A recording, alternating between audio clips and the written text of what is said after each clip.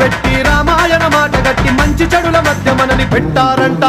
ధర్మాన్ని తప్పనోడు ధర్మరాజట, దయలేని వాడు యమ ధర్మరాజట. వీడి బాట నడవకుంటే వాడి వేటు తప్పదంటూ ఈ బతుకును నాటకంగా ఆడిస్తున్నారంట. రంగా రంగా రంగస్థలాన ఆడడానికంటే ముందు సాధనంటూ